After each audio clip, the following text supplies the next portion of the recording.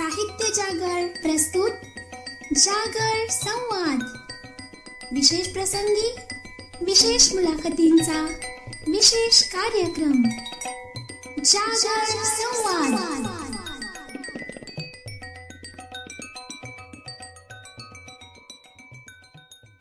नमस्कार साहित्य जागर. मी अनुजा संखे घोडके आपणा सर्वांचं जागर संवाद या आपल्या विशेष कार्यक्रमात मनापासून स्वागत करते. आज 10 डिसेंबर जागतिक मानवाधिकार दिवस. अनेक घटक आणि अनेक प्रकारच्या संस्कृतींचं नियमन करणारे समूह एकत्र आले की समाज बनतो असे म्हणतात. परंतु आपल्या याच समाजात दलित, अंध, अपंग किंवा धार्मिक आधारावर एखाद्या गटाला अल्पसंख्याक ठरवून समाजापासून वेगळं केलं जातं आणि तसंच त्यांना वागवलंही जातं.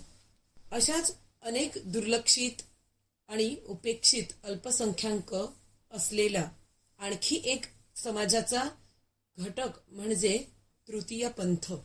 याला थर्ड जेंडर असंही म्हणतात किंवा ट्रान्सजेंडर पर्सन असंही म्हणतात. मानवाधिकाराच्या गप्पा मारत असताना या समाजासाठी एक समाज म्हणून आपण काहीतरी करतो का? काही करणं राहू द्या. या घटकातील व्यक्ती किंवा या समुदायातील व्यक्ती कशा परिस्थितीत राहतात याची थोडी तरी कल्पना आपल्याला असते का? आपण किमान कधीतरी या गोष्टीचा विचार तरी करतो का? याच विषयावर प्रकाश टाकण्यासाठी आज आपल्यासोबत माझ्या 2 खास मैत्रिणी आलेल्या आहेत. एक आहे भाविका पाटील आणि दुसरी तराना पाटील. या दोघींविषयी बोलायचं म्हटल्यावर मला हे खूप अत्यंत अभिमानाने सांगायला आवडेल की या दोघीही तृतीय पंथातल्या आहेत.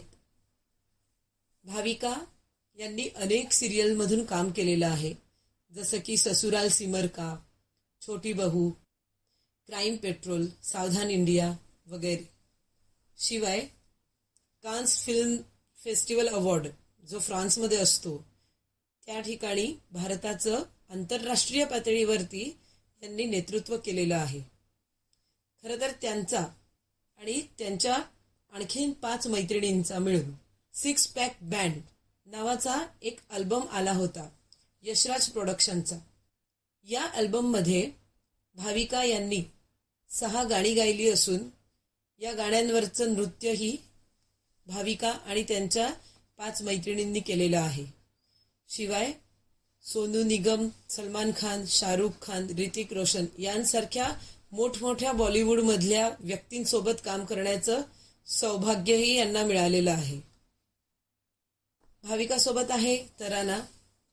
तराना ही भाविकाची मुलगी असं म्हणू शकतो आपण.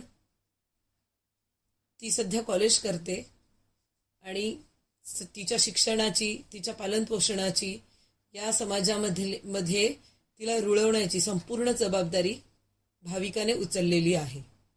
चला तर मग या दोघींशी आपण गप्पा मारूया. नमस्कार भाविका. नमस्कार अनुताई. नमस्कार तराना. हाय. नमस्कार ताई.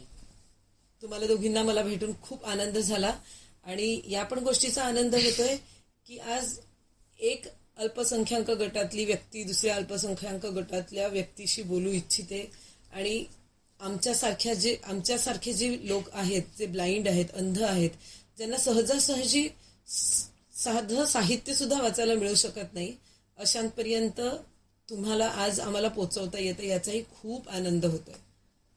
तर मला तुम्हा दोघींसाठी माझ्याकडे एक प्रश्न आहे की आपण तृतीयपंथी व्यक्ती आहोत किंवा सामान्य मुलासारखं आपण नाही, हे तुमच्या कधी लक्षात आलं? आणि मग म्हणजे त्यामुळे तुम्हाला कशा प्रकारची म्हणजे प्रतिक्रिया काय होती तुमच्या घरातल्यांची किंवा तुमच्या आजूबाजूच्या लोकांची किंवा समाजाची? नमस्कार. माझं नाव आहे Bhavika Patil and I'm India's first transgender Bollywood singer, actress and model and I represent to India in France Consulance. मी सुरुवातीला प्रश्नाचं उत्तर न देता माझी आयडेंटिटी सांगते. बिकॉज ऑफ आयडेंटिटी काय आहे हे जाणून घेण्याची किंवा लोकांना समोरच्याची आयडेंटिटी काय आहे हे जाणून घेण्यात जास्त इंटरेस्ट असतो, म्हणून मला माझी आयडेंटिटी सांगावीशी वाटली. नक्कीच तू सांगू शकतेस. तुम्ही प्रश्न विचारला अनुताई की तुम्ही एक मुलगा किंवा एक मुलगी नाही आहेत किंवा आपण ह्या घटकापेक्षा काहीतरी वेगळे आहोत हे कधी समजलं. तर ही एक अशी गोष्ट आहे की जी माणसाच्या एका वयात येताना त्याला ते कळतं. मी वयाची 3 वर्षाची असताना माझ्या लक्षात येतं की मी काहीतरी वेगळी आहे. काही ऐकून खूप आश्चर्य वाटेल की 3 वर्षाच्या मुलाला इतकं कळू शकतं का, पण माझ्या बाबतीत ते घडलंच नाही. मला हे वाटतं की मी लहान नव्हतेच कधी, कारण की मी अगदी लहानपणापासून आयुष्य म्हणजे नक्की काय हे खूप जवळून पाहिलेलं आहे. आणि मी मुलगा नाही किंवा मी मुलगी नाही हे माझ्या साधारणतः 3 वर्षामध्ये असताना त्याचा जो लोकांकडनं रिप्लाय येत होता तो माझ्या लक्षात होता, पण नक्की काय हे कळत नव्हतं. मी साधारणतः 8 ते 10 वर्षाची झाली असेल तेव्हा मी नक्की समजून चुकले की मी एक प्रॉपर मुलगा सुद्धा नाहीये किंवा प्रॉपर मुलगी सुद्धा नाहीये. जर मी मुलगा आहे तर मग सगळ्याच गोष्टी मुलांसारख्या का नाहीत, आणि जर मी मुलगी आहे तर सगळ्याच गोष्टी मुलींसारख्या का नाहीत, आणि हा समाज माझ्यासोबत असा विचित्र का वागतो. आणि समाजाने मला जाणून दिलं की तू मुलगा पण नाहीयेस आणि तू मुलगी पण नाहीयेस. अच्छा, पण म्हणजे हे तुझ्या 8 किंवा 10 वर्षाची असताना माझ्या लक्षात आलेलं आहे की मी ह्यांच्यापेक्षा काहीतरी वेगळी आहे. हो हो हो. पण म्हणजे असं काय घडलं होतं की जेणेकरून तुला हे जाणवत गेलं की असं काहीतरी वेगळं वागतायत लोक आपल्याशी? अच्छा, थर्ड जेंडर हा एक हार्मोनल चेंजेस आहे. हा कुठल्याही प्रकारचा आजार नाही हे सर्वात आधी लक्षात घेणं गरजेचं आहे. बरोबर. फिजिकली काहीही असू शकतं. जेंडर जे आहे हे आमच्या माइंडमध्ये आहे. बरोबर आहे. बरोबर बरोबर. आणि त्याला आपण नंतर नामांकित केलेलं आहे. आपण त्याला अक्षरात नाव दिलेलं आहे, शब्दात नाव दिलेलं आहे. जेंडर हे माइंडमध्ये आहे. अशा घटना घडल्या की मी मुलाचे कपडे घालते पण माझं सगळं वागणं मुलींसारखं आहे. आणि मी जेव्हा त्या मुलांमध्ये कधी खेळण्यासाठी जाते, मी खूप लहानशा खेड्यामधनं आहे. पालघर जो आता जिल्हा झाला आहे तो काही काळापूर्वी तालुका होता. बरोबर. या पालघर तालुक्यातल्या छोट्याशा गावामध्ये, गोवाडे गावामध्ये माझा जन्म झालेला आहे, जिथे एक्झॅक्टली स्त्री आणि पुरुष ह्याच्या व्यतिरिक्त एक तिसरं जेंडर असू शकतं का ह्याची कल्पना सुद्धा फार कमीच लोकांना होती. किंवा ज्या लोकांना पण ती कल्पना होती ते म्हणजे छक्के काहीतरी वेगळे आहेत किंवा किन्नर हे त्याला शब्द वापरले जातात हे सुद्धा त्यांना फारसं माहिती नव्हतं. आणि त्याच्यामध्ये जिथे सामान्य माणसाला जी कल्पना नव्हती त्याच्यामध्ये मला काय कल्पना असणार आहे.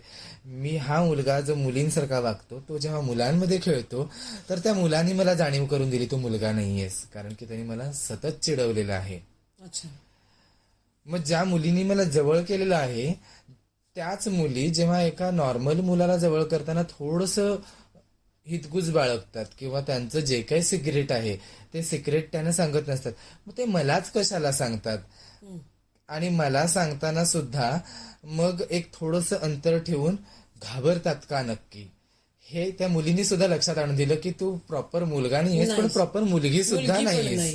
म्हणजे हे 8-10 वर्षाचे असतानापासून म्हणजे आपल्याला मिक्स करून घेणं किंवा म्हणजे हे असं थोडक्यात असंच झालं की जसं नवीन नवीन अंधत्व आलं की मग लोक मुलं मुली जे पूर्वी खेळण्यासाठी आवर्जून बोलवायचे ते कुठेतरी विरान जागी म्हणजे जिकडे कोणी नाहीये अशा ठिकाणी हात सोडून पळून जायचे, गंमत बघायचे की ही कशी आहे. म्हणजे हे जाणून बुजून वागणं किंवा जे आपल्याला जाणवून देत राहतं की आपण काहीतरी वेगळे आहोत.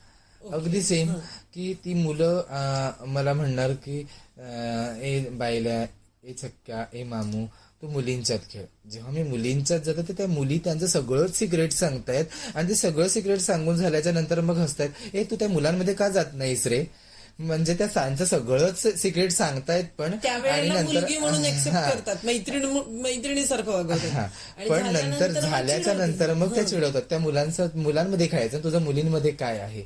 मग मला लोकांनी जाणीव करून दिली की तू नक्की मुलगा सुद्धा नाहीयेस आणि नक्की मुलगी सुद्धा नाहीयेस. पण मग यावरती म्हणजे जसं की म्हणजे नेमकं की आपण बदललोय की आपल्याला ज्या भावना आहेत त्या मुलासारख्या नाही आहेत हे तुझ्या जेव्हा लक्षात आलं त्यावेळेला तुझ्या घरच्या लोकांना म्हणजे जसं की तुला हळूहळू लक्षात येत गेलं तसं तसं लोकांना पण म्हणजे आपल्या आई वडील म्हण किंवा भावंड म्हण जे आपल्या रोज सोबत असतात त्यांच्याही लक्षात येत जातं. मग त्या लोकांची प्रतिक्रिया कशी होती किंवा नातेवाईक जेव्हा बाहेर कळलं किंवा आपण जसं रोज शाळेमध्ये जात असतो शाळेमध्ये आपण रोजच जातो त्यामुळे तिकडची माणसं पण आपल्या रोजच्या आयुष्याचा भाग असतात. तर मग अशा वेळेला त्या लोकांची प्रतिक्रिया काय होती जे तुझ्या सतत भोवती होते? खूप मजेशीर प्रश्न आहे खरा तर हा. आणि घटना अशा घडत गेल्या की आई वडील जर नाही म्हणू शकत नव्हते आणि होही म्हणू शकत नव्हते. ज्यावेळेस मी त्या मुलांच्यात खेळणार आणि ती मुलं जेव्हा मला चिडवणार तेव्हा मी रडत घरी येणार. रडत घरी आल्याच्यानंतर माझे वडील म्हणतील की ती मुलं तुला चिडवतात तुला माहिती आहे ना, मग त्या मुलांच्यात तू कधी खेळायचं नाही, तू घरात राहायचं, आई काय करते इकडे लक्ष द्यायचं.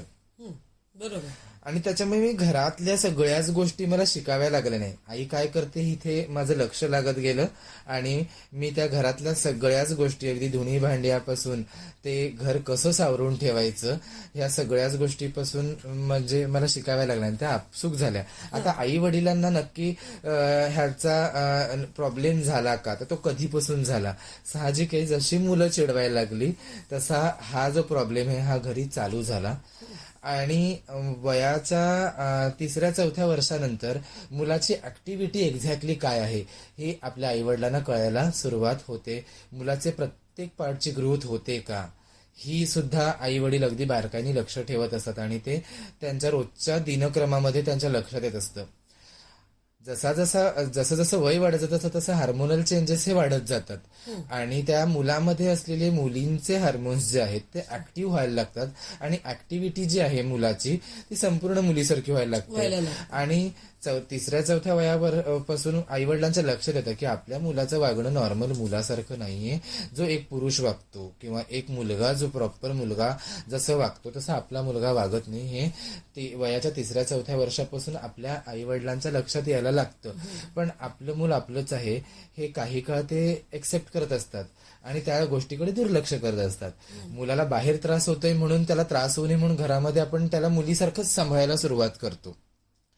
बरोबर आहे. आणि त्याच्यानंतर ह्या सगळ्याच गोष्टी वाढतात की मला घरात सुद्धा मुलींसारखंच वाढवलेलं आहे त्याच्यामुळे माझ्या सगळ्याच गोष्टी मुलींसारख्या झाल्या. म्हणजे साधारणतः त्याच ज्या वयापासून मला कळतंय की मी काहीतरी वेगळी आहे त्याच वयापासून आई वडिलांच्या सुद्धा लक्षात येतं की आपलं मूल काहीतरी वेगळं आहे. आणि ती ऍक्टिव्हिटी जेव्हा रूप घ्यायला सुरुवात करते त्यावेळेस नातेवाईक आपले आप्तेष्ट मित्र मैत्रीण इव्हन त्या आई वडिलांना सुद्धा जर एक्सेप्ट नसेल तर ते सुद्धा एक वेगळा रिएक्ट आपल्या सोबत करायला सुरुवात करतात. तू असं चालू नकोस, तू असं बोलू नकोस, तू हे नक्की असं काय केलंस, तू काजळ का लावलंस, तू ते लायनर का लावलंस. हे जे आहे हे आई वडिलांचे टॉन्ट चालू होतात. नातेवाईक ह्याचा फायदा घेत असतात, नातेवाईक चिडवत असतात किंवा मग ते नातेवाईक जे आहेत त्याच्या वागण्याला एक नाव ठेवत असतात. ज्याला आज आपण मार्केटमध्ये फिरताना बघतो मामू, छक्का, हिजडा. शब्दाचे अर्थ कोणालाच माहित नसतील, फक्त ते चिडवले जातात म्हणून बोलायचं ते टॉन्ट जे आहेत ते बोलले जातात. ही प्रतिक्रिया लोकांची होती. पण मग अशामध्ये शाळेमध्ये पण असाच अनुभव होता? कारण शाळेमध्ये समवयस्क मुलं होती आणि आपण एकदा मागे बोलत असताना तू मला एक प्रसंग सांगितला होतास तो आवर्जून तू सांगावास. कारण आपल्या ऐकणाऱ्यांमध्ये मोठी होणाऱ्या मुलांचे पालक आहेत त्यामुळे त्या लोकांसाठी पण ही गोष्ट असते की आपण आपल्या मुलांना किती जेंडर सेन्सिटिव्ह बनवायला हवं. बरोबर. ह्या गोष्टीचं म्हणजे एक कळतं की काय प्रकारचा अनुभव येत असतो अशा व्यक्तींना. तर तू मला प्रसंग आवर्जून सांग की तुझा 8वी मध्ये असतानाचा. आज जगभर आणि भारतभर जेंडर इक्वॅलिटी म्हणून बोंबा फोडल्या जातात. पण त्या जेंडर इक्वॅलिटीचे नारे जे आहे ते रोडवर मारण्यापेक्षा आपल्या आई वडिलांनी ते आपल्या लहान मुलाला संस्कारात शिकवणं फार गरजेचं आहे. तर ती जेंडर इक्वॅलिटी जी आहे ती भविष्यात पुढे तुम्हाला इक्वल झालेली दिसेल. मी प्रत्येक माझ्या इंटरव्ह्यूमध्ये हा शब्द वापरते की जर भवितव्य घडवायचं असेल तर भारताचं यंग जनरेशन हे भारताचं भविष्य म्हटलं जातं. ऑफकोर्स, बरोबर. तर आई वडिलांनी आपल्या यंग जनरेशनला, आपल्या मुलांना जसं आपण आपल्या देशाबद्दल महत्व शिकवत असतो, आजी आजोबा म्हणजे नक्की काय शिकवत असतो, भाऊ बहीण म्हणजे नक्की काय शिकवत असतो, त्याचसोबत आपण जेंडर इक्वॅलिटी, स्त्री पुरुष आणि ट्रान्स किंवा किन्नर समाज ह्याच्याबद्दल थोडंसं शिक्षण जरी तुम्ही त्यांना दाखवलं तर ते पुढे त्यांना शिकवायची गरज लागणार नाही. इक्वॅलिटी जी आहे ती आपसूक येऊन जाणार. आपसूक येणार, बरोबर. एक ट्रान्सबद्दल आणि एक स्त्रीबद्दल जी इक्वॅलिटी आली पाहिजे ती आई वडिलांनी आपल्या मुलांना घरातच शिकवली पाहिजे, तर ती पुढे कार्यरत होऊ शकते. राहिला प्रश्न तुम्ही मला आता विचारलं की शाळेतला प्रसंग नक्की काय. तर समवयस्क मुलं असली तरी पण मुलांना एक ते पौगड अवस्था असते ती, आणि त्या अवस्थेत त्यांना प्रत्येक गोष्टीचं सारखंच नॉलेज नसतं, पण काहीतरी नवीन त्यांच्या मनात कुतूहल येत असतं, आणि त्या कुतूहलाच्या पोटी ते लोक अशा मुलाला टॉर्चर करत असतात किंवा चिडवत असतात. ते चिडवणं त्यांच्यासाठी खेळ असू शकतो, पण तेच चिडवणं त्या मुलासाठी अगदी सुया टोचून शिक्षा दिल्यासारखं असतं. बरोबर. माझ्यासोबत नेहमीच असं झालं की मित्र नाही किंवा फारशा मैत्रिणी नाहीत, किंवा एक दोन मैत्रिणी ज्या आहेत ज्या खरंच समजून घेत आहेत, पण मग त्या जेव्हा माझ्याशी बोलतायत मग त्यांच्याशी दुसरं कोणी बोलत नाही. हे अनुभव मी खूप जवळून बघितलेले आहेत. त्याच्यानंतर मग मुलांसोबत जर बसायचं तर ती मुलं टॉर्चर करणार. आता टॉर्चर म्हणजे नक्की ते मी कसं एक्सप्लेन करू, म्हणजे ह्याच्यासाठी शब्दच पण नाही आहेत माझ्याकडे. पण एक प्रसंग सांगेन की मी 8वीत असताना एक माझ्या बेंचवरती एक मुलगा बसायचा, आणि तो मुलगा नेहमी काही ना काहीतरी मधला तास चालू असताना माझ्यासोबत मस्करी करणार किंवा माझ्यासाठी छेडखाणी करणार. एक दिवशी त्या माणसाने काय केलं, त्या मुलाने काय केलं की पेनचं कॅप काढून ते पेन उभं ठेवलं, आणि मी एखाद्या प्रश्नाचं उत्तर देण्यासाठी म्हणून उभी आहे, आणि ते उत्तर देऊन झाल्याच्या नंतर मी जेव्हा खाली बसणार तर तो पेन जो आहे तो किती जोरात मला लागला असेल, आपण किती प्रेशरनी खाली बसत असतो, किंवा आपण आपल्या बेंचवरती किती उत्तर दिल्याच्या नंतर आपण किती प्रेशर देऊन बसत असतो, फोर्सफुली बसत असतो. तर आपल्याला कधीच कल्पना नसते की आपल्याला माहिती पाठीमागे एक लाकडी बेंच आहे, त्या बेंचवरती मला बसायचं आहे. मी त्या बसण्यासाठी त्या प्रेशरने जेव्हा तिथे बसते आणि तो पेन जेव्हा माझ्या पाठीमागे घुसतो तर त्याच्या यातना नक्की काय असू शकतील. ह्या जर तुम्ही त्या यातनेचा थोडासा जर असं काही सुई टोचून जर आत्ता बघितलं तर तुम्हाला ती यातना कळेल की ती किती मोठी यातना होती. आणि मी काहीच करू शकत नव्हते फक्त ओरडण्याशिवाय. जेव्हा मला समोरून विचारलं जातं की काय झालं रे, मी उत्तरच देऊ शकत नाही माझ्या शिक्षिकेला की काय झालंय, कारण की संकोचित स्वभाव, आणि आपल्या देशामध्ये असं या गोष्टीबाबत खुलून बोलण्याची पद्धतच नाहीये. तर मी नक्की काय बोलायचं मला सुचलंच नाही काय बोलायचं. मी दुसऱ्या दिवशीपासून शाळेत जाणं टाळलं. आणि जसं ज्या शाळेत मी शिक्षण केलेलं आहे, लाल बहादूर शास्त्री हायस्कूल मनोर, LBSH मनोर, त्याच शाळेत तुमची आई, तुमची मम्मी शिक्षिका होती, मला हिंदी शिकवायच्या. आणि त्याचसोबत माझ्या मुख्याध्यापक ज्या होत्या किंवा क्लास टीचर्स ज्या होत्या, मीनाक्षी आकरे, तर त्यांनी मला खूप जवळून पाहिलेलं आहे, आणि त्यांचे उपकार मी आयुष्यात कधीच विसरू शकत नाही खरं तर. कारण की मी जेव्हा 8 दिवस शाळेत गेले नाही तेव्हा त्यांनी माझी चौकशी करायला सुरुवात केली की भावेश अजून शाळेत का येत नाही. मग त्यांनी अगदी माझ्या घरी येऊन संपर्क साधला की 15 दिवस झाले हा मुलगा शाळेत का येत नाही. जेव्हा मी घरी मॅडमशी बोलले, अकरेबाईंशी मी जेव्हा बोलले की माझ्यासोबत काय घडलंय, तर त्यांनी अगदी आईसारखाच मला प्रश्न केला. आणि त्यावेळेस मी त्यांच्याशी बोलू शकले की मॅडम माझ्यासोबत हे होतंय, आणि हे माझं जे वागणं आहे हे मी कधी टाळूच शकत नाही, कारण की ते माझ्यामध्ये आहे. त्यावेळेस ह्या ज्या शिक्षिका आहेत, ज्या माझ्यासाठी देव आहेत, त्यांनी शाळेत घेऊन गेल्या त्या मुलांना सगळ्यांना ओरडल्या, त्यांना अगदी सक्त ताकीद दिली गेली की पुन्हा ह्याच्यासोबत हे घडता कामा नये. आणि मी तब्बल 15 दिवसाच्या सुट्टीनंतर पुन्हा शाळेत गेले आणि मग मी पुन्हा शिक्षणास सुरुवात केली. 10वीला आले. 10वीला येईपर्यंत मला हेच कन्फ्युजन होतं की मी नक्की मुलगा आहे की मुलगी. म्हणजे आपलं अस्तित्व काय म्हणून आहे हे कळायला मार्गच नव्हता. हेच कळायला आपल्याला इतका वेळ द्यावा लागतो, इतका संघर्ष करावा लागतो. ही आपल्या समाजाची देण आहे. हे आपल्याला आपल्या आई वडिलांपासून सगळेच लोक जाणवून देत जातात. अशा म्हणजे मानसिकतेची अक्षरशः परीक्षा बघणाऱ्या क्षणांमधून आपण काहीतरी वेगळे आहोत हे एक्सेप्ट करणं आणि सामान्यांसारखं जगलं पाहिजे ही उर्मी आपल्यामध्ये निर्माण करणं किती कठीण होतं. जसं मी 5वीला मनोर मध्ये हायस्कूलला गेले. शनिवारचा बाजार भरतो. अगदी बेताची परिस्थिती होती, त्याच्यामुळे रोजच आई वडील खाऊ खाण्यासाठी पैसे देतील असं नाही. त्याच्यामुळे वर्गातच बसून राहायचं. एखाद्या दिवशी जर ₹1-2 जर हातामध्ये असले तर जायचं आणि वडापाव खायचा. आणि शनिवारचा बाजार असायचा इथे.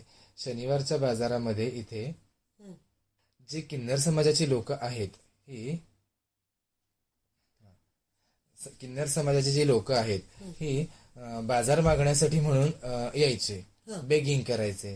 अगदी टाळी वाजून प्रत्येक दुकानामध्ये ₹1-2 मागून आपला उदरनिर्वाह करणं हा यांचा दिनचर्या असायची. ह्या लोकांना मी अधनमधन बघत गेले. ह्यावेळेस मला ह्यांची भीती वाटायची.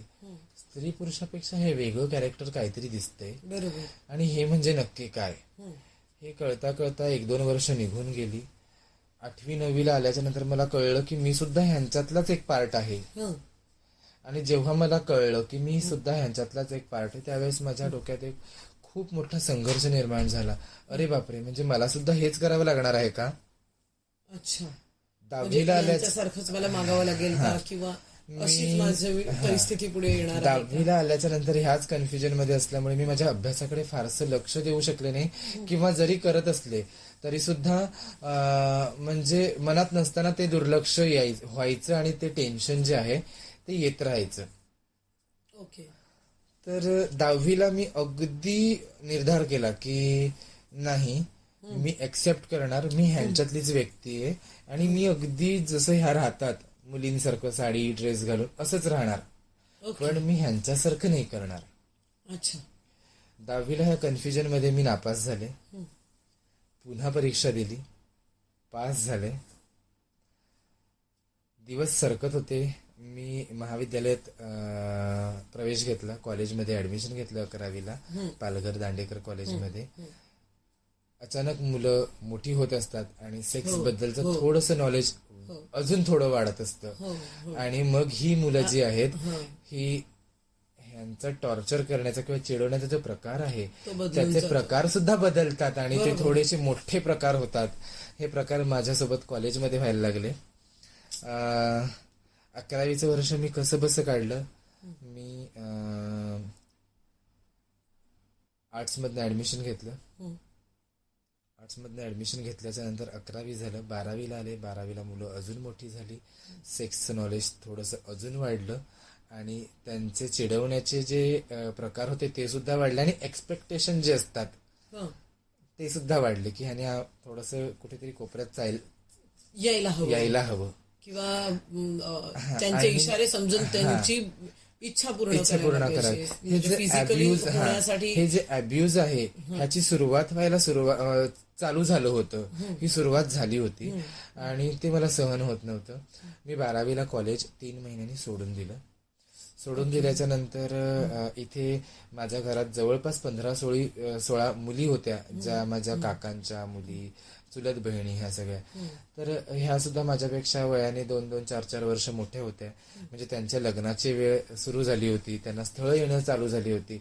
आता माझं वागणं 10वीच्या नंतर वाढत गेलं होतं. मी स्वतःला एक्सेप्ट करायला सुरुवात केली होती. लेडीज जीन्स घालणं किंवा आता त्यावेळेस तेवढे केस पैसे वाढवणं नाही, वगैरे. तेवढे पैसे नाही, म्हणजे लेडीज कपडे मी खरेदी करू शकत नव्हते. मग वर्षातनं 1-2 कपडे जे काही मिळायचे ते टेलरकडे देऊन त्याचे बॉटम जे आहेत ते अगदी मुलींच्या पॅन्ट सारखे लहान करून पेन्सिल बॉटमचे कपडे करायचे. टी शर्ट्स असतील तर ते अजून फिटिंग करायचे आणि घालायचे आणि थोडासा मुलीसारखा लुक करायचा.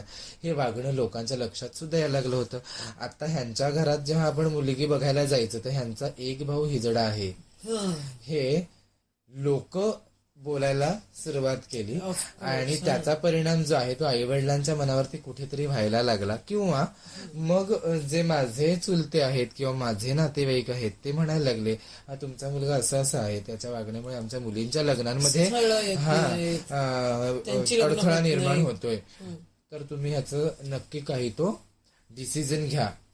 आणि त्यावेळेस मला माझे आई वडील अगदी स्पेशली टॉर्चराईज म्हणा त्याला किंवा प्रेशराईज म्हणा, पण ते करायला लागले की मुलींसारखं वागू नको, मुलांसारखं वाग, त्याच्या तुझ्या बोलण्यात हा काय नक्की प्रकार आहे, हे असं का चालतोस, ते तसं का चालतोस, हे आयब्रोज का केलेस, मग ते काजळच का लावलंस, मग ते केस का कापली नाहीस, मग ते एका कानातच बाळी का घातलीस. ह्या सगळ्या प्रकाराने मी कंटाळून गेले. आणि आईने मला एक कारण सांगितलं, तू जर असं वागत गेलास तर हे जे नातेवाईक आहेत ते आम्हाला जगू देणार नाही. आणि मी कुठेतरी विचार केला की जर मी अशी आहे तर माझ्या असण्यामुळे माझ्या आईवडिलांना त्याचा त्रास नको. मग मी घर सोडण्याचा निर्णय केला. साधारणतः मी 12वी झाल्याच्या नंतर 12वीला असताना 3 महिन्यांनी कॉलेजचं शिक्षण सोडून दिलं. 3-1 महिने अजून घरात राहिले आणि मग मी डिसिजन केला की घरी राहायचं नाही आणि मी घर सोडले. घर सोडताना आई वडिलांना मी सांगूनच निघाले की मी घर सोडते. त्यावेळेस ते सुद्धा रागात होते आणि सकाळी जाऊन संध्याकाळी कुठून तरी येईल असा विचार त्यांच्या मनात कदाचित आला असावा आणि मी घर सोडलं. मी जे घर सोडलं ते पुन्हा कधीही परत न जाण्यासाठी. मी घर सोडल्याच्या नंतर घरातल्या ज्या काही गोष्टींचा त्रास होता त्यापासून तर वाचले, पण समाजाच्या त्रासापासून वाचले नव्हते.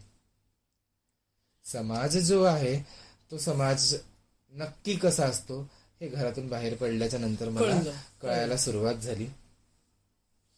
पण म्हणजे इथे मला तराना तुला विचारावं असं वाटतं की तुझे पण अशाच प्रकारचे काही अनुभव आहेत, म्हणजे तुझ्या बाबतीत कसं कळत गेलं तुला आणि मग घरातल्यांना कसं कळत गेलं.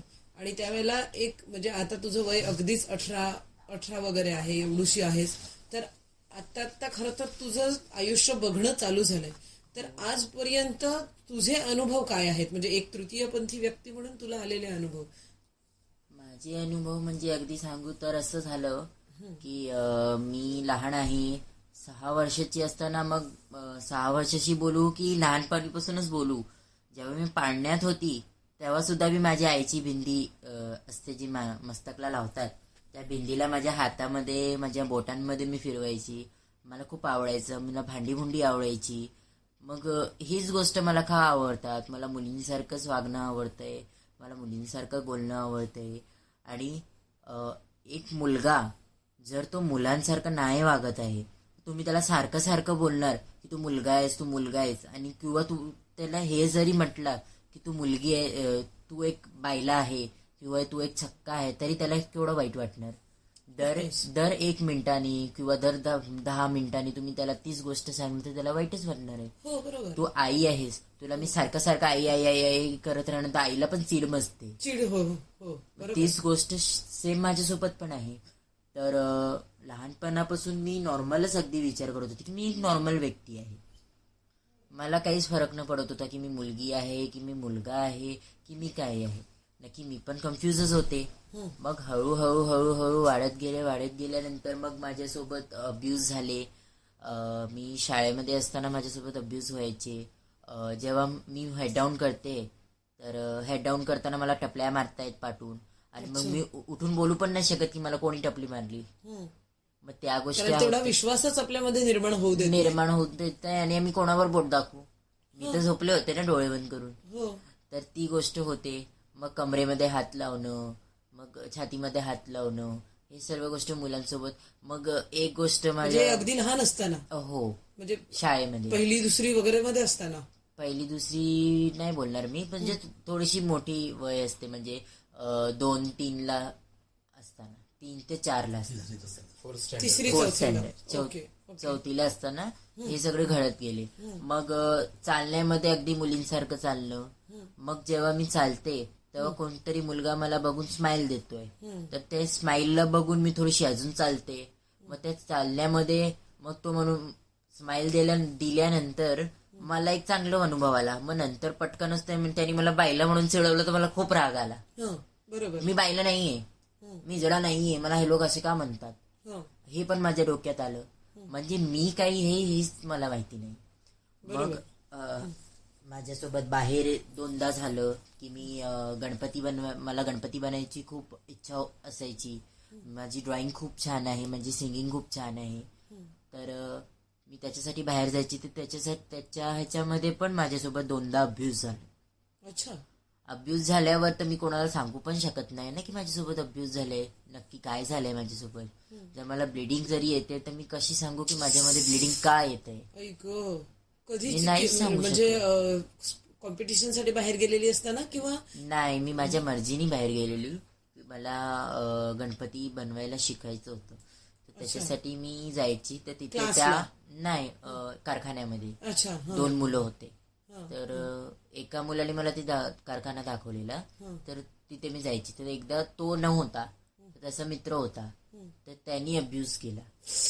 मग त्यानंतर दुसऱ्या दिवशी मी परत गेले तर मला असं वाटलं नाही की माझ्यासोबत परत होईल, किंवा मी हे विचार करून गेले की तो पण असेल ज्यांनी मला दाखवलं. तर दुसऱ्या दिवशी गेल्यावर मला एवढं चांगलं रिस्पॉन्स भेटलं की पहिल्यावाल्या माणसाने दुसऱ्यावाल्या माणसाच्या कान भरले आणि दोघांनी मिळून माझ्यासोबत अब्यूज. म्हणजे हे ऐकवतही नाही की कशा पद्धतीने अगदी गणपती बाप्पा समोर बसलेत कारखान्यामध्ये आणि तिथेच माझ्यासोबत अब्यूज होते. तर ते झाल्यावर देवावर तर माझा खूपच विश्वास आहे लहानापासूनच. तर मी दरवेळी हेच विचार करत राहिली की शांत हो, एक वेळ येईल जेव्हा मला सर्व काय भेटेल. आणि ती वेळ मी बघत गेली आणि त्या वेळेला लवकरात लवकर हासिल करण्याची कोशिश करत गेली. तर मी शाळेमध्ये सिंगिंग करायची, मग त्याच्यामध्ये पण, आणि मी अभ्यासामध्ये खूप कमजोर आहे, अजूनही कमजोर आहे. तर त्यावेळी मी अभ्यासामध्ये कमजोर असताना बाकी सर्वच गोष्टी माझे चांगले होते, ऍक्टिव्हिटीज. फक्त अभ्यासामध्ये कमजोर झाली की ओपन हाऊसमध्ये आल्यावर टीचर सांगणार तुमचा मुलगा मुलींच्या आवाजात गाणे गातो. तर तो एक माझा टॅलेंट होता की मी मुलीच्या आवाजामध्ये पण गाऊ शकते. तर असं झालं. मग शाळेची लाईफ संपता 10वीच्या शेवटच्या दिवशी क्लासमधून मला धक्का मारून बाहेर पाडवलं जातं. आणि मग मी रडली.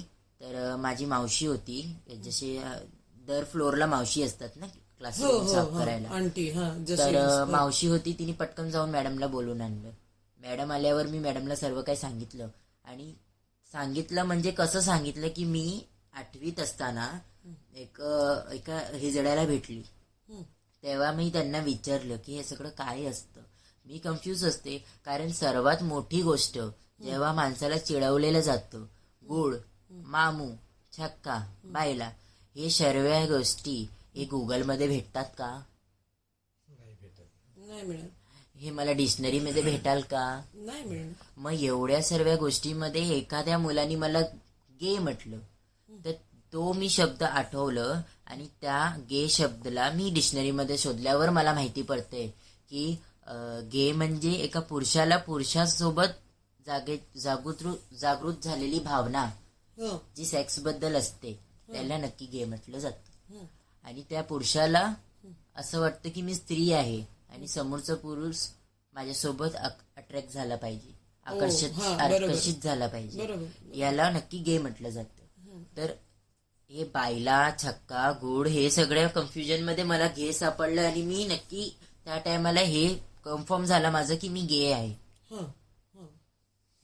गे आहे तर मी गे आहे तर मी मुलींसारखी का वागते? मग हे काय प्रकार नक्की?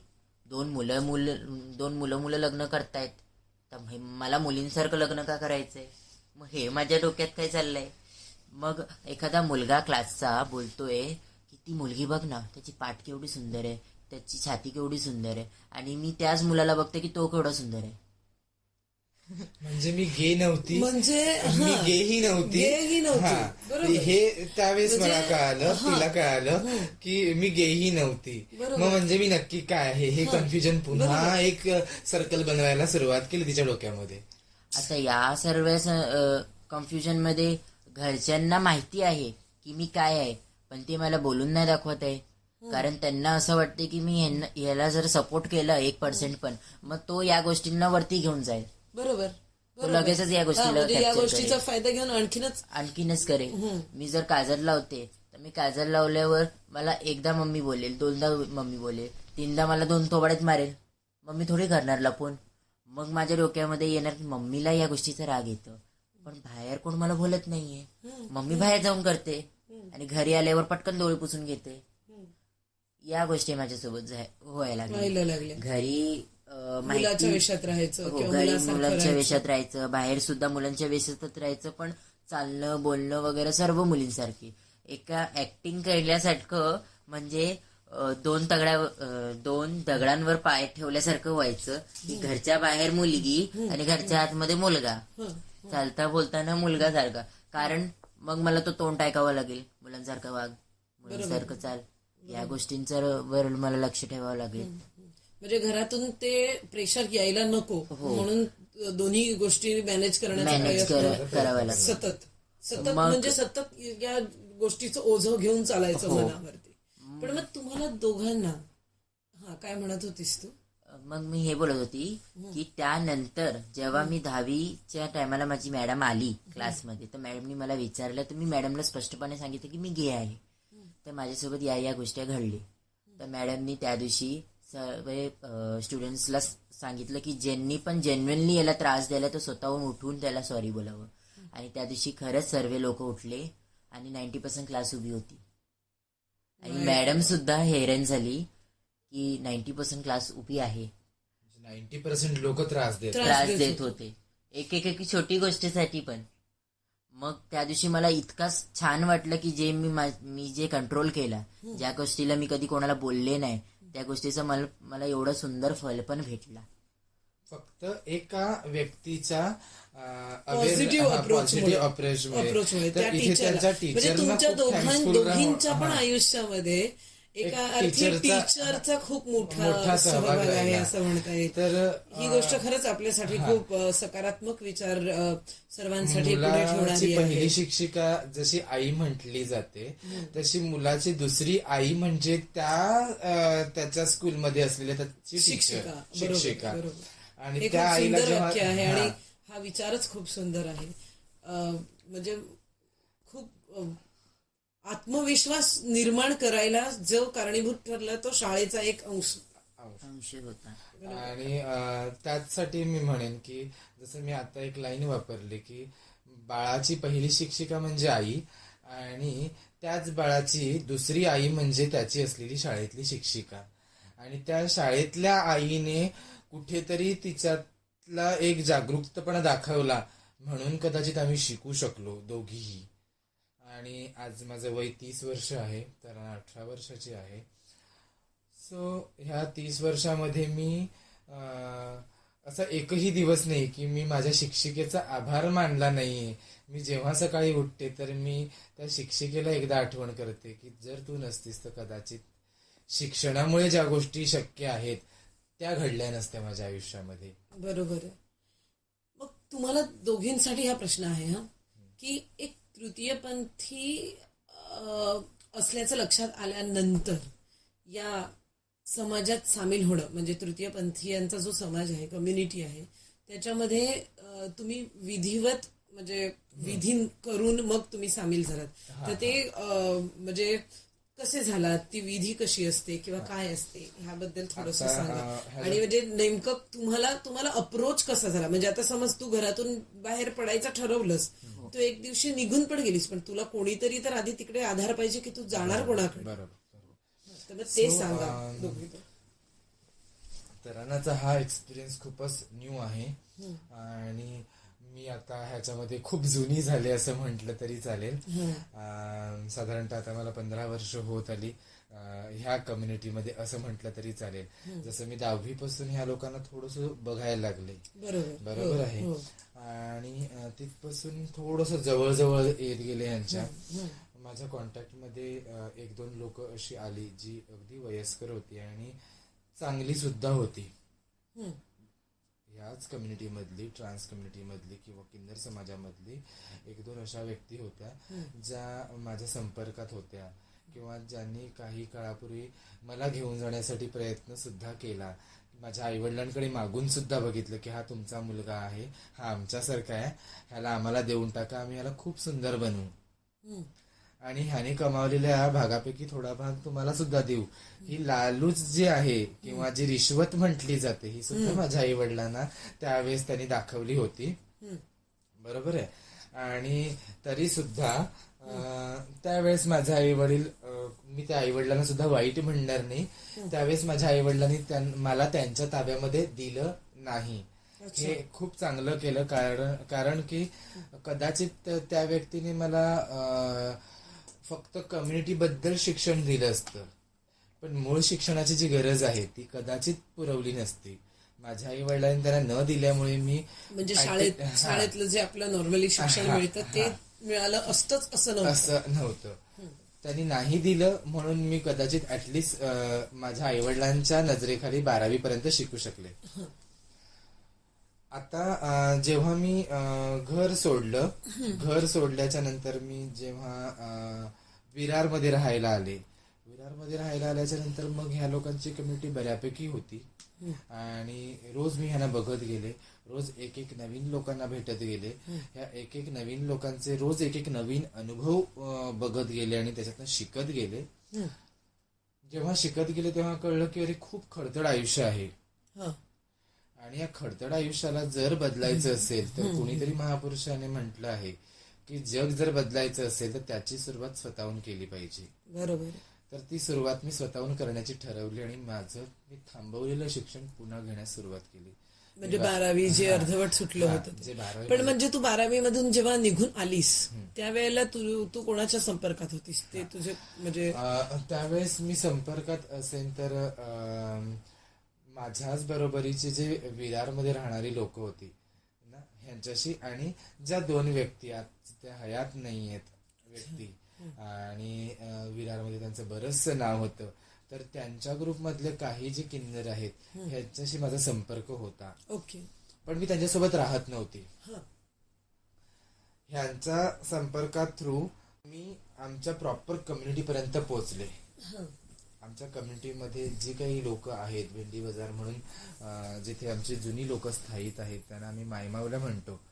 तर इथे अगदी पुरातन काळापासून जेव्हा मुंबई तयार झाली असं म्हणेन मी, तेव्हापासूनची जी आमची लोक अगदी मुंबईत स्थित होती ह्या मूळ ठिकाणी पोहोचले. इथे सगळ्या प्रकारचे सोपस्कार केले जातात आमच्यावरती. आम्हाला विचारलं जातं की नक्की तुम्ही म्हणजे कोण किंवा तुम्ही कुठून आलात, कसे आलात, तुम्हाला काय करायचंय, काय नाही करायचंय, किंवा असंच राहायचंय तसंच राहायचंय. आपल्याला समाज अशा दृष्टिकोनाने बघत असतो, मग आपण असं एकत्र मिळून राहिलं पाहिजे आणि एकत्र तोंड दिलं पाहिजे. आणि एकत्र तोंड देण्याची तयारी तर आहे पण काम करण्याची तयारी नक्की नाही, कारण की काम कोणी देत नाहीये. बरोबर. मग शेवटी बेगिंग हा एकच मार्ग आहे किंवा प्रॉस्टिट्यूशन करणं हा एकच मार्ग आहे. बरोबर आहे. मी जेव्हा या कम्युनिटीमध्ये गेली तर ती एक प्रोसेस आहे की तिथे खूप वयस्कर आपले ट्रान्सजेंडर जे आहेत ते एका घरामध्ये बसलेले असतात. चांदीच्या ताटामध्ये सुपारीचे तुकडे टाकले जातात, पानाचा विडा ठेवला जातो, तुमच्या कानामध्ये तुमचं नाव बोललं जातं. टाळी म्हणजे नक्की काय, त्या टाळीचं महत्व म्हणजे काय हे तिथे सांगितलं जातं आणि जी टाळीची पहिली ट्रेनिंग जी आहे ती तिथे दिली जाते. ती काय टाळीचं महत्व किंवा तर ती टाळी पहिल्याच दिवशी मला येईल अशातला भाग नाही, पण मी जर ओरिजिनल ट्रान्सजेंडर आहे तर ती शिकवायची गरज नाहीये. ती तिने तिथे क्लॅप केलं की त्या क्लॅपला माझा आवाज येणार म्हणजे येणारच. हा एक नैसर्गिक नियम आहे. ओके. बरोबर आहे. तर ह्या टाळीचं महत्व असं आहे की सामान्य माणसासाठी टाळी म्हणजे नक्की काय, तर जेव्हा माणसाला हर्ष होतो, आनंद होतो, तर त्या आनंदामुळे दोन्ही हातांवरती हात मारून घेतले जातात आणि त्याच्यातनं एक ध्वनी निर्माण होतो. तो आनंद दर्शवत असतो. बरोबर बरोबर आहे. बरोबर. हो त्याला आपण पॉझिटिव्ह थिंक म्हणतो. हो. किंवा एखाद्या माणसाने केलेल्या चांगल्या कामाचं कौतुक शब्दात करण्यापेक्षा त्या टाळीच्या स्वरात केलेलं जे आहे हे खूप जास्त मोठं समजलं जातं. बरोबर. कारण की त्या स्वरामध्ये ती ताकद आहे. हो तर तसाच काहीसा भाग ह्या आमच्या टाळीचा आहे. नॉर्मल लोकांच्या टाळी वाजवण्याची पद्धत वेगळी आहे, आमची टाळी वाजवण्याची पद्धत वेगळी आहे आणि त्याचा ध्वनी सुद्धा वेगळा आहे. जेव्हा मी खूप आनंदी असतो तर त्या आनंदामध्ये आशीर्वाद देण्यासाठी सुद्धा मी टाळी वाजवतो. अच्छा. आणि त्या टाळीतनं जेव्हा जो ध्वनी निघतो तो ध्वनी ज्या घरात मी टाळी वाजवलेली आहे त्या घरातल्या संपूर्ण निगेटिव्ह एनर्जीला बाहेर काढत असतो. साधारणतः उदाहरण घेण्यासारखं झालं तर देवघरामध्ये जी घंटी असते किंवा देवघरामध्ये जो टाळ असतो किंवा देवघरामध्ये जो शंख असतो, त्या शंखामध्ये असलेल्या ध्वनीच्या आवाज, त्या ध्वनीला जे महत्व आहे किंवा त्या ध्वनीमध्ये जी शक्ती आहे तीच शक्ती ह्या टाळीमध्ये आहे. अच्छा. आणि म्हणूनच ती टाळी जेव्हा मी आनंदी होऊन एखाद्या माणसाला आशीर्वाद देऊन वाजवते तर त्या माणसाच्या अवतीभोवती असलेल्या निगेटिव्ह एनर्जीचा जो काय प्रभाव असतो त्या टाळीच्या स्वरामुळे दूर ढकलला जातो. ओके. हे एक महत्व आहे. त्याच ठिकाणी जेव्हा माझ्यासोबत अन्याय होतो किंवा मी काहीतरी वेगळं आहे हे हिणवून मला चिडवलं जातं त्यावेळेस सुद्धा मी टाळी वाजवूनच त्याचा प्रतिकार करत असते. आणि त्यावेळेस माझ्या चेहऱ्यावरचा भाव आणि त्या टाळीचा स्वर हा वेगळा असतो. हा. म्हणजे राग व्यक्त करणारा किंवा राग व्यक्त करणारा, ज्याच्यातनं मी प्रतिकार व्यक्त करते आणि त्या प्रतिकाराच्या ज्या लहरी आहेत त्या माणसाला कुठे ना कुठे एक वाईट अनुभव देऊन जातात. जसं म्हटलं जातं की जर कुठेतरी डोंगर आहे तर साहजिक त्याच्या कुठल्या तरी अंतरावरती एक खड्डा आहे. हो कुठेतरी म्हणून दरी कुठेतरी दरी आहे म्हणून तो डोंगर आहे हो असं म्हटलं जातं. तर तसंच आहे या टाळीचं की त्या टाळीत जेवढा हर्ष आहे, आनंद आहे, पॉझिटिव्ह एनर्जी आहे, साहजिक आहे ती पॉझिटिव्ह एनर्जी होताना कुठेतरी एक दरी आहे, त्या दरीमध्ये ती निगेटिव्ह एनर्जी सुद्धा आहे. ज्यावेळेस माझ्यासोबत कोणीतरी अन्याय करतं तर ती निगेटिव्ह एनर्जी आहे ती त्या माणसावरती प्रभाव करते असं आमचं मानणं आहे, असं शास्त्राचं सुद्धा मानणं आहे. तर हा सोपस्कार जो आहे तो तिथे केला जातो. तो माझा 12वीला असताना झाला.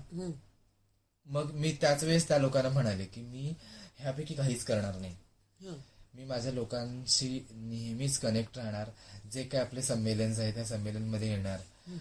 माझ्या शिक्षणाचा जो काही फायदा कम्युनिटीला होऊ शकतो तो मी नक्कीच करून देणार. पण मी भीक मागणं किंवा प्रोस्टिट्यूशन करणं किंवा बधाईवर जाणं हे करणार नाही. बधाई हा एक अगदी कम्प्लीट वेगळा पार्ट आहे ज्याला रिस्पेक्टनीच बघावं लागणार. आणि आज जी सिग्नलवरती, मार्केटमध्ये किंवा ट्रेनमध्ये जी भीक मागितली जाते ही मजबुरी आहे. किंवा अगदी एखाद्या अंधाऱ्या ठिकाणामध्ये जर मी उभी राहून कॉन्डमचं पॅकेट घेऊन जर एखादी ट्रान्सजेंडर किंवा मी स्वतःच जर प्रोस्टिट्यूशन करते तर ही त्या माणसाची मजबुरी आहे. म्हणजे स्वतःहून कोणी या गोष्टीला तयार होत नसतं. उदरनिर्वाह करण्यासाठी त्याची गरज आहे. जेव्हा पोटाला भूक लागते त्यावेळेस ती चपाती जी आहे ती चपाती मला घरातून मिळाली की ती कचऱ्याच्या डब्यातून मिळाली मी हा विचार नाही करणार. मी सर्वात आधी हा विचार करणार ती जरी कचऱ्याच्या डब्यात असली तरी माझी भूक भागवू शकते. मग तोच पैसा जर मला एखाद्या ऑफिसमधून काम करून मिळणार आहे की रस्त्यावर उभं राहून मिळणार आहे मी त्याचा नाही विचार करणार. त्या पैशाने माझी भूक भागणार आहे मी हा विचार करणार. पण मग ज्या वेळेला ह्या समाजामध्ये म्हणजे तुम्ही दोघी जणी सामील झाल्या त्यानंतर म्हणजे अनेक आव्हानं असतात. त्यांना भिकेला ना म्हणणं हे तेव्हाच्या ते जे वयस्क होते त्या लोकांनी सहजासहजी एक्सेप्ट केलं का? किंवा म्हणजे प्रॉस्टिट्यूशन मध्ये तुला जायचं नाही हे ठीक आहे पण मग त्या समाजातल्या काही जे प्रस्थापित असतात म्हणजे जे मोठे असतात ज्यांना काहीतरी खूप समजतं असं म्हणतो आपण किंवा मग जे गुरुस्थानी आपण ठेवतो ज्या लोकांना त्यांना जर ते मान्य नसेल तर मग तुम्ही ते करता येतच असं नसतं. मग अशा वेळेला जी आव्हानं मोठा टास्क होता ताई माझ्यासाठी की नाही म्हणणं. आणि मी पहिल्यांदा तिथे नाही म्हणायला शिकले होते. पण ते फक्त मी माझ्या समाजापुरताच शिकले होते.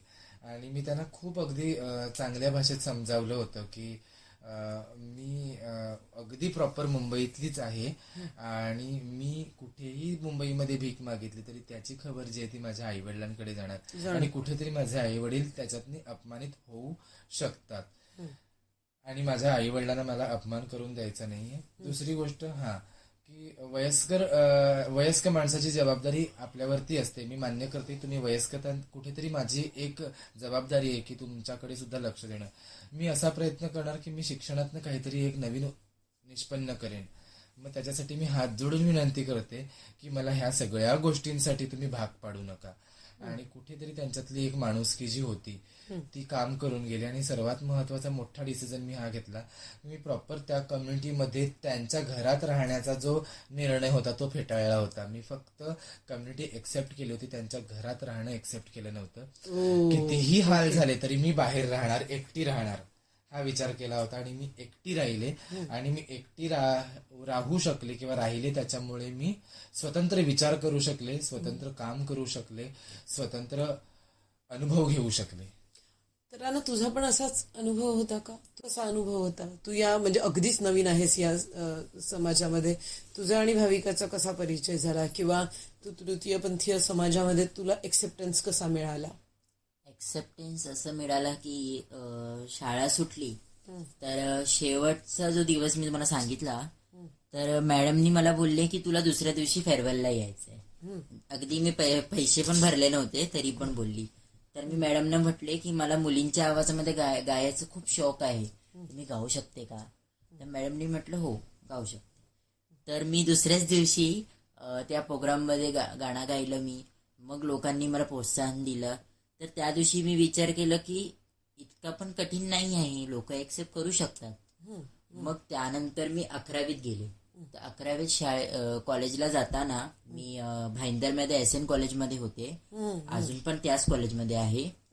तर त्या कॉलेजमध्ये एंट्री केल्यावर माझ्या आई वडिलांनी सुद्धा मला हीच गोष्ट समजवली की तुझ्या शाळेमध्ये किंवा तुझ्या वागणूकमध्ये जे तुला बिहेवियर भेटला, जे तुला समोरच्यांचा रिस्पॉन्स भेटला ते तुला इथे पण भेटणार. तर त्याच्यासाठी तुला सक्षम राहायचंय आणि तुला कसं वागायचंय ते तू नक्की हे कर, तू म्हणजे ठरव. आणि मग नंतर मी स्वतः पण विचार केलं की जर मी स्वतःला ऍक्टर म्हणू शकते किंवा मला जर ऍक्टिंग करायची एवढीच हौस आहे तर मी मुलांसारखी का नाही ऍक्टिंग करू शकत. तर मी कॉलेजमध्ये गेटमध्ये एंट्री मारायच्या आधी पूर्ण मटकत मटकत मटकत मटकत चालते आणि गेटच्या आतमध्ये गेल्यावर सरळ चालते. अच्छा, ऍक्टिंग करते सगळ्याची. ऍक्टिंग करते. मग आतमध्ये गेल्यावर मी चांगली चालते, मग लोकांशी चांगली बोलते. मग माझा अजून एक एक्सपिरियन्स येतोय की मी माझ्या क्लासमध्ये जेव्हा मी माझ्या क्लासमध्ये एंट्रो झाल्यावरती पहिल्याच दिवशी मी CR झाली क्लासची.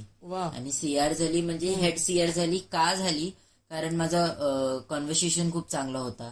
मी मुलींशी पण तेवढ्याच गोडमध्ये बोलायची आणि मी मुलांशी पण तेवढ्याच गोडमध्ये बोलायची. मग हे पण बघते की मुली माझ्यासोबत अट्रॅक्ट व्हायला लागली, कारण हा वय तसं आहे. 11वी कॉलेजच्या टायमा म्हणजे आजच्या काळामध्ये बॉयफ्रेंड गर्लफ्रेंड असणं म्हणजे अगदी गरजेचंच झालंय. तर तसं झालं माझ्यासोबत. मग मुली माझ्यासोबत अट्रॅक्ट व्हायला लागले आणि माझ्या डोक्यात अजिबात पण मुली मला अट्रॅक्ट व्हावं हे माझं नव्हतं. आणि मग मुली महागात पडली, अर्थात महागात पडली. तर मी असा विचार केला आता मुलींना हे नाही सांगितलं की मी असं आहे तर मला जास्त त्रास होईल. मग मुलांचं काय रिएक्शन असेल ते मी बघून घेईन. मग मी हळूहळू जशी माझी वागणूक होती ती मी कॉलेजमध्ये दाखवावं लागली. जेव्हा मी ती वागणूक दाखवली तेव्हा मला हे समजायला लागलं की इतका पण आताचं जे जनरेशन आहे ते फारच चेंज झालेलं आहे. बरोबर. आणि तेवढ्यात मी बघते की कॉलेजच्या मुलांना या गोष्टींवर जास्त काही फरक पडत नाही. आणि तितक्यात खूप सुंदर सौभाग्य होता माझा की आर्टिकल 377 त्यावेळीच लागू झाला. अरे वा. 2014 मध्ये 2014. नालसा जजमेंट पास झालं आणि 377 ह्या ऍक्ट वरती विचार केला गेला. तसंच 2015, 2016 आणि 2017 ह्याच्यामध्ये एक स्वतंत्र जेंडर असण्याची जी मान्यता आहे ती भारत सरकारने दिली. गेली कारण म्हणजे मला इव्हन इन फॉर्म मध्ये पण आता तिसऱ्या म्हणजे थर्ड जेंडर म्हणून Other- ऑप्शन other यायला लागला option यायला लागला. तेव्हापासून, किंवा म्हणजे आपण एक वेगळे जेंडर असू शकतो अदर म्हणून, तर तिथे पण आपण म्हणजे त्या गोष्टीसाठी पण मान्यता मिळत गेली. आणि म्हणजे 11वीत असताना माझ्याकडे फोन आला. मग फोन मध्ये मी बघत गेली की तृतीयपंथी काय. मग मी लक्ष्मीनारायण त्रिपाठीला फॉलो करायला लागली. मग त्याच्यातनं मी विक्सचा एक ऍड बघून मी एक आई म्हणून काय गौरी सावंत यांना ओळखायला लागली. मग ट्रान्सजेंडरचे जेव्हा मी रोजच्या रोज युट्यूबवर बघते तर त्याच्यामध्ये मला एक 6 पॅक बँड म्हणून सापडलं. त्या 6 पॅक बँड मध्ये मला माझी गुरु सापडली, ती भाविका पाटील. अच्छा, तर मग संपर्क कसा झाला? हो, संपर्क असं झाला की त्याच्यामध्ये मी जेव्हा बघते त्या ग्रुपमध्ये 6 जणी आहेत. तर त्या 6 जणांमध्ये बघते तर कोण इंदोरला आहे, तर कोण दिल्लीला आहे, तर कोण मुंबईच्या बाहेर, कोण पुण्यातला राहतो, कोण नाशिकला राहतो. तर मला माहिती नाही तर कोणाशी मी कॉन्टॅक्ट करू. तर त्याच्यामध्ये मी बघते एक सर्वात सुंदर व्यक्ती जिचं फेसबुक प्रोफाईल मी चेक केलं. तर भाविका पाटील नावाने मी फेसबुक प्रोफाईल चेक करते. मग त्याच्यामध्ये मला हे सापडलं की ते मुंबईचेच आहेत. मुंबईचे आहेत. मग मुंबईतले फोटोज, मग त्यांच्या कान्स फेस्टिवलचे फोटोज, मग त्यांच्या मोठे मोठे हिरोजचे फोटोज, हे सर्व मी बघून खूप जास्त अट्रॅक्ट झाले. इम्प्रेस झाली. हो, मग मी त्यांच्याशी अट्रॅक्ट झाले. मग त्याच काळामध्ये मी 12वीत गेले. मग 12वीत गेल्यावर मला 100% झालं की मी ट्रान्सच आहे. मग मी घरी हा प्रश्न उचलला माझ्या आईसमोर की मम्मी मला साडी घालायची. मम्मीला डायरेक्ट तोंडावर बोलले की मम्मी मला साडी घालायची. मम्मी आतमध्ये गेली आणि रडायला लागली आणि पप्पांना बोलते हे बघ काय बोलतोय. तर मग मी आतमध्ये गेले. पप्पांनी मला बोलवला. मग पप्पा पण रडायला लागले. पप्पा पण बोलले की हे सर्व ऐकण्यासाठी आम्ही तुला एवढं मोठं केलं होतं का, तुला एवढं शिक्षण दिलं, एवढं सगळं केलं आणि तू आम्हाला डायरेक्ट असं कसं बोलू शकतोस, तुला काय कमी आहे तू सांग, तुला आम्ही डॉक्टरकडे घेऊन जाऊ. मग मला डॉक्टरकडे पण घेऊन गेले. मला दादरमध्ये पण मग तू त्यावेळेला आई वडिलांना स्पष्ट सांगितलंस का की जे अब्यूज होत होतं लहानपणापासून घरातच, त्याबद्दल म्हणजे बोलणं झालं का त्यावेळेला स्पष्ट? हो, मी सांगितलं. तर त्यावेळेस मी हे पण अनुभव केले की माझ्या आईवडिलांनी पण मला खूप काही गोष्ट बोलले. जेव्हा मी हसते तर माझे आई वडील बोलतायत की तू हिजड्यांसारखं हसू नको, एवढी पण गोष्ट मला बोलतायत.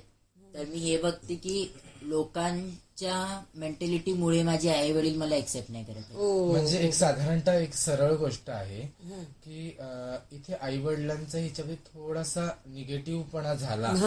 निगेटिव्ह अप्रोच आणि त्याच्यामुळे कुठेतरी त्याच्या मेंटॅलिटीवरती बराचसा वाईट परिणाम होत गेला. की जेव्हा ती सांगते की माझा भाऊ सुद्धा माझ्यासोबत असं करतो किंवा अशा तरीही गोष्टी- माझे आई-वडील हा, जर तर त्याच्या त्यांना- विरुद्ध एक त्यांना शब्द बोलू विश्वास शकत पटत नाही नसतील. त्या गोष्टीचा किंवा नाही असं होऊ शकत नाही. बरोबर आहे, कारण की त्या आई वडिलांना दोन्ही मुलांवरती तेवढंच प्रेम असतं. बरोबर आहे. आणि त्याच्यामुळे त्यांना असं वाटतं की ह्याला कुठेतरी बाहेर पडायचं आहे आणि म्हणून हा काहीतरी असलं करतो, सांगतोय. बरोबर आहे. आणि तिथे त्या आई वडिलांचं चुकलं किंवा बाहेर ह्याच्यासोबत घडतंय हे, तर तू तसा वागतोयस ना म्हणून तुझ्यासोबत घडतंय, हे उत्तर नाहीये त्या गोष्टीवरती. बरोबर, तो तसा वागतोय कारण की त्याच्या आचरणात तसं आहे किंवा त्याच्या बॉडीमध्ये तसंच आहे, तर तो तसाच वागणार. पण त्याच्यासोबत तसं घडतंय त्याच्यावरती ऍक्शन करणं हे आई वडिलांचं काम होतं. ते आई वडिलांनी कधी केलं नाही आणि इथे आई वडील चुकले. मग त्यानंतर मी 12वीमध्ये जेव्हा कल्चरल ऍक्टिव्हिटीज चालू झाली तर मी SN कॉलेजचा एक फंक्शन होता, SN गॉट टॅलेंट, आणि तो पहिलाच फंक्शन होता कल्चरल इव्हेंटचा, फर्स्ट फंक्शन. त्याच्यामध्ये मी भाग घेतला आणि भाग घेतल्यामध्ये मी असा विचार केला की मला सिंगिंगचा जो शौक आहे, जो माझा टॅलेंट आहे, मी तो दाखवणार. आणि मी 2 आवाजामध्ये त्या दिवशी गाणं गायलं. तो गाणं असं होता, आखी सीधी लगी दिल पे जैसे कटरिया, ओ सावरिया, ओए होए ओ तेरी तिरछी नजरिया, ले गई मेरा दिल तेरी जुल्मी नजरिया, ओ गुजरिया. तर हा सॉन्ग जेव्हा मी गात होते तर मी इतका सुंदर रिस्पॉन्स बघितला की जसं मी आवाज चेंज करते तसे सर्वांनी टाळ्या वाजवले आणि जे मुलं मला चिडवत होते तेच मुलं मला टाळ्या वाजवून प्रोत्साहन माझ्या देत होते. समोर खूप उत्साहाने बघत होते की आता हा का बोलणार, आता हा कोणता व्हॉइस काढणार आहे, आता हा कसं गाणार आहे, आता हा कोणत्या सूरमध्ये गाणार. या रिएक्शन मध्ये मला खूप आनंद झाला आणि जसं माझा गाणं स्टॉप झाला पूर्ण ऑडियन्सनी मला स्टँडिंग ओव्हर. आणि मॅडमनी मला वरती स्टेजवर येऊन सांगितलं की तुम्हारी सदा को बरकरार रखना. आणि मी प्रॉपर हिलेडिले महात्मा फुले सारखे गात होती वरती स्टेजवर. मी एक कुर्ता पैजामा घातला होता आणि मी गपचूप बघितलं की माझे बाबा पाठून बघत होते सर्व. तर असं झालं माझ्यासोबत. आणि त्या दिवशी जे माझ्यामध्ये कॉन्फिडन्स भरला की लोकांचा काहीच विचार करायचा नाही, आपल्याला जसं जगायचंय ते आपल्यावर आहे. तर मग भाविकाशी जेव्हा तुझा कॉन्टॅक्ट म्हणजे तुला हो. नंबर वगैरे कसा मिळाला तर काय? 12वीची एक्झाम असताना मला मग रोजच्या रोज त्रास होणं, मग आम्ही घर शिफ्ट पण केलं, आम्ही नायगावला शिफ्ट झालं. तर हे असं विचार होता की मी घर शिफ्ट केला, मोहॉल शिफ्ट झाल्यानंतर मी कदाचित मुलांसारखं वागेल असं आईवडिलांची थिंकिंग होती. मग ते पण माझं झालं नाही. मग तिथे मग मी भाविकांशी रोज फेसबुकवर बोलणं, मग घरी आई नसताना बाबा नसताना मी व्हिडिओ कॉल करायची. मग व्हिडिओ कॉलवर मी साडी घालून त्यांना दाखवायची मी कशी वाटते, बघा मी कशी दिसते, लिपस्टिक लावून मी त्यांना व्हिडिओ कॉल करायची. मग या सर्व गोष्टींमध्ये मी एकदा रडली. तर रडताना त्यांनी मला सांगितलं काय आलं नक्की सांग मला. आणि दुसऱ्या दिवशी त्यांनी मला आपल्या घरी बोलवलं. घरी गेली व त्यांच्याशी माझी भेट झाली.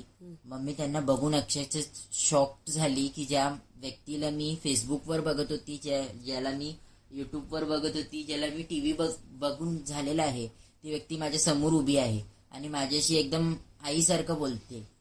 तर त्याच्यासारखं सौभाग्य मला नसणारच. आणि माझ्या सारख्या तृतीयपंथींना मी खूप अभिमानाने बोलू शकते की माझी गुरु आहे ती माझी गुरुपेक्षा माझी आई आहे. आणि 18 वर्षाची असताना तिने मला जन्म दिलेला आहे. तर अगदी म्हणजे हे तुझे शब्द खरंच म्हणजे एक आत काहीतरी तुटतं किंवा असं म्हण की काहीतरी खूप माणुसकीच्या नात्याच्या वर घेऊन जातं असं काहीतरी आहे. गुरुला भेटली. मग त्यावेळी माझी 12वी झालेली. मी एक्झाम पेपर्स येणार होते, म्हणजे पास ते येणार होतं, रिझल्ट येणार होते. तर त्या टायमाला मी गुरुला भेटले. मग गुरुनी माझ्या मम्मीशी बोलली. मग त्याच वेळी खूप खूप मन दुखवणारा आपल्याला संदेश भेटला की माझ्या गुरूंची आई वारली. तर त्या गडबडीत आम्ही भेटू शकलो नाही. मग जशीच गुरु आली तर सर्वात पहिला तिने मला कॉन्टॅक्ट केला, माझ्या आईवडिलांशी कॉन्टॅक्ट केला आणि मला लगेचच आपल्याकडे घेऊन गेली. गुरुच्या घरी मी आले तेव्हापासून मी माझ्या घरी गेलेच नाही. आणि मी जेव्हा माझं घर सोडलं माझे आईवडील मला दारापर्यंतच पण सोडायला आले नाही. तर मी खूप खुश आहे माझ्या लाईफमध्ये. आता तर मी भरपूर खुश आहे. मला आईवडिलांची गरज पण सापडत नाही, कारण मला एका साधारण माणसाच्या मनात असतं की काही झालं ती माझी आई आहे किंवा माझे वडील आहेत. मी गर्वाने बोलू शकते माझी गुरु आहे. तर मला लक्ष्मी म्हणजे इथे मला हे बोलावंसं म्हणजे खूप आपल्या श्रोत्यांना सांगायला खूप आवडेल की आपल्या समाजात जिथे स्त्री पुरुषांचा जो तथाकथित समाज आहे, पुरुष प्रधान समाज आहे, मी लक्ष्मीनारायण त्रिपाठींचा एक व्हिडिओ बघत असताना त्यांनी पण ही गोष्ट खूप अभिमानाने सांगितली होती की आमच्याकडे गुरुचेला पद्धत आहे, परंपरा आहे, फार पूर्वापार चालत आलेली परंपरा आहे, सनातन परंपरा आहे. हा, आणि तुमची परंपरा आहे पुरुष प्रधान परंपरा. तर अशामध्ये पुरुष प्रधान परंपरेमध्ये एक आयुष्याच्या 25 किंवा 30 वर्षानंतर येणारी एखादी स्त्री तुमच्या आई वडिलांना वृद्धाश्रमात पाठवायला तयार असते.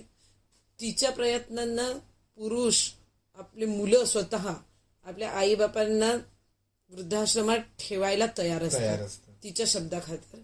पण आमच्या कम्युनिटीमध्ये एकही वृद्धाश्रम सापडणार नाही किंवा वृद्धाश्रमात एकही हिजडा सापडणार नाही.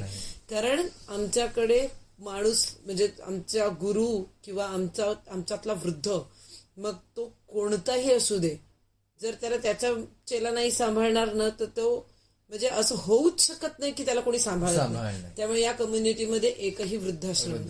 ही गोष्ट खरंच समाज फक्त तृतीय पंथ म्हणजे आपल्या सारखं लिंग नाही म्हणून जी हीन वागणूक देतं, पण चांगली गोष्ट जी घ्यायची असते तिच्याकडे व्यवस्थित कानाडोळा करतो असं मला वाटतं.